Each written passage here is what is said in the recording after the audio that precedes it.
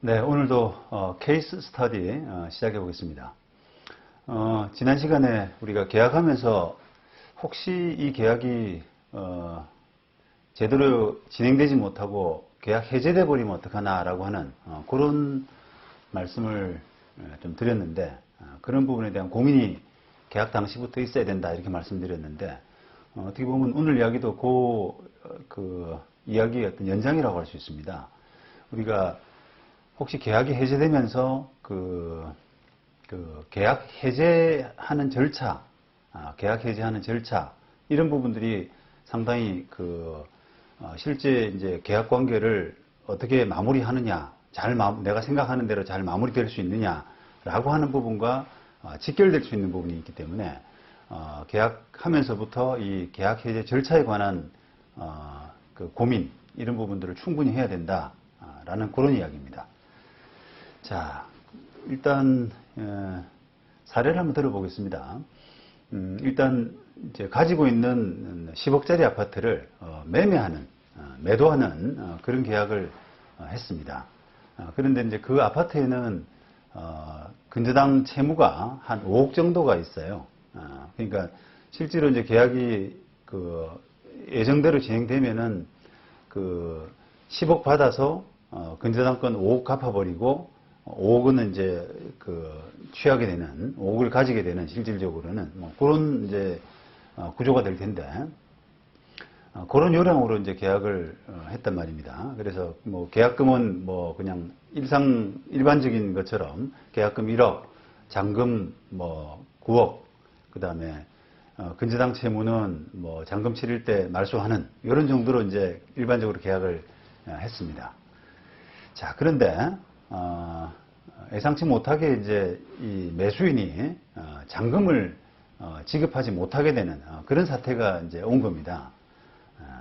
보통 이제 이런 사태에서 이제 무난하게 그냥 합의가 된다라고 하면은 그냥 매수인이 잔금 지급 못해서 미안하다, 내가 1억 원은 그냥 몰수당하고 계약 정리하자, 이런 식으로 이제 마무리가 되는 것이 일반적이죠. 왜냐하면은 일단 계약 불이행, 계약을 이행하지 못하게 된 어떤 귀책 사유, 책임, 이런 부분들이 매수인에게 이제 전적으로 있는 상황 아니겠습니까? 그러니까 매수인이 이제 그런 제안을 해온다 그러면 계약을 1억 몰수하고 마무리하는 부분에서는 전혀 지장이 없는데, 문제는 이제 매수인이 본인이 잔금을 지급하지 못하는 그런 사태, 그런 상황을 초래했으면서도 법률적으로 그거를 이제 따지고 들 때, 계약금 1억 포기를 안 하려고 따지고 들 때는 이제 문제가 될 수 있다는 그런 부분이죠. 자, 우선 만약에 매수인이 이제 계약 포기를 1억 몰수하고 계약 포기하는 그런 부분에 동의를 안 한다 그러면 법적인 해제 절차를 밟아야 됩니다. 물론 매도인 입장에서는 9억 원을 달라라고 해서 소송해가지고 소유권 이전 등기 넘기면서 9억 원을 지급받아라, 이런 판결을 받는 방법도 있겠습니다만, 자금 사정이 안 되는 매수인 사정상 그런 판결을 받아봐야 괜히 시간만 끌고 나중에 상황만 복잡해지는 그런 부분이 있잖아요. 그렇기 때문에 보통은 이런 상황에서 매도인들은 그냥 계약금을 몰수하고 해제하는 그런 방법을 이제 선택하게 되는데, 문제는 이제 계약을 해제하기 위해서는 계약 해제 절차가 필요하고요. 계약 해제 절차는 우리가 최고 기회를 한번 이제 언제 며칠 정도까지 잔금 치를 수 있는 기회를 주는 최고뿐 아니라 또 한 가지 중요한 절차가 있는데, 바로 동시이행 의무를 이행 제공하는 그런 절차가 필요합니다. 이 사건에서는 만약에 동시행 의무가 그냥 뭐냐 이렇게 이제 궁금해 하실 텐데, 만약에 매수인이 잔금 9억 원을 가지고 왔다라고 생각할 때 매도인이 해야 될 의무, 이게 바로 이제 동시행 의무거든요. 우리가 매매 계약은 서로 이제 상호간에 해야 될 의무가 있지 않습니까? 매수인은 잔금 지급하는 것이고 매도인은 거기에 대해서 뭘 할까요? 소유권 이전 등기 의무. 그죠? 그 다음에 이 사건은 저당 채무가 있기 때문에, 근저당이 있기 때문에 근저당권 말소 의무. 요것이 이제 그 동시행 의무가 될 텐데, 이 계약을 해제하기 위해서는 동시행 의무의 이행 제공이 필요할 수 있습니다.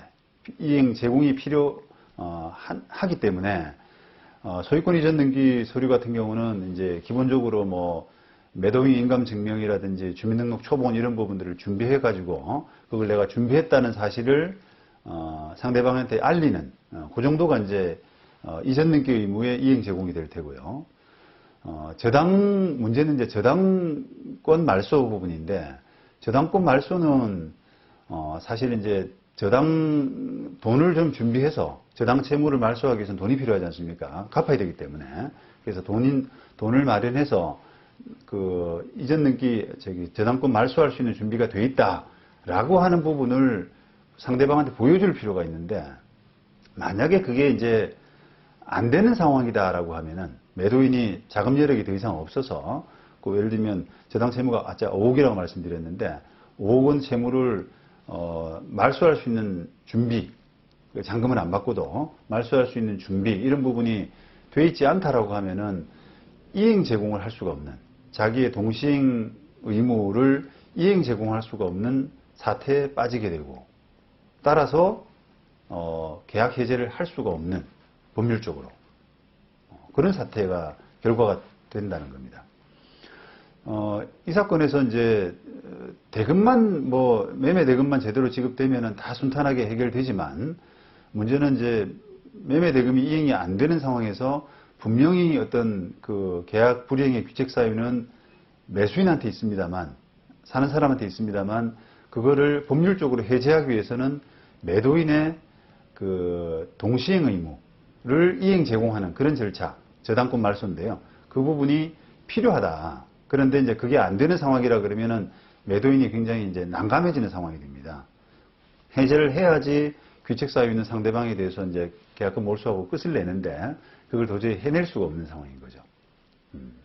그래서 실무적으로도 이런 부분이 이런 상황에 맞닥뜨려서 이게 난감해 하시는 분들이 많아요. 그래서 저도 그런 상담을 이제 많이 하게 되는데, 방법이 없죠. 그런 상황이라면.